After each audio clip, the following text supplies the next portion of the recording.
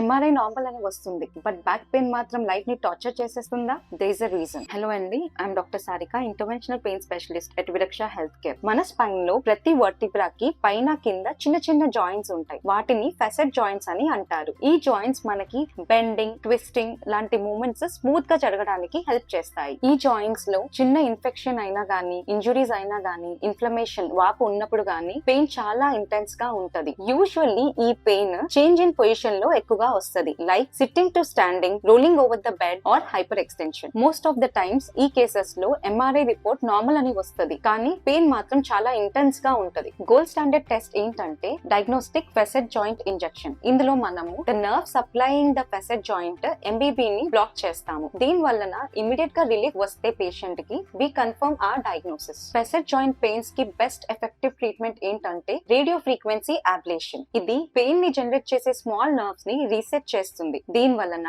Long term గా మంచి pain relief ఉంటది అండ్ బ్యాక్ పెయిన్ మళ్ళీ రాకుండా కంట్రోల్ అవుతుంది. క్రానిక్ పెయిన్ ని ఇగ్నోర్ చేయకండి. At Viraksha health care pain root cause ని కరెక్ట్ గా ఐడెంటిఫై చేసి లాంగ్ లాస్టింగ్ రిలీఫ్ ఇస్తాము. Consult us at విరక్ష health care at Pragathi Nagar.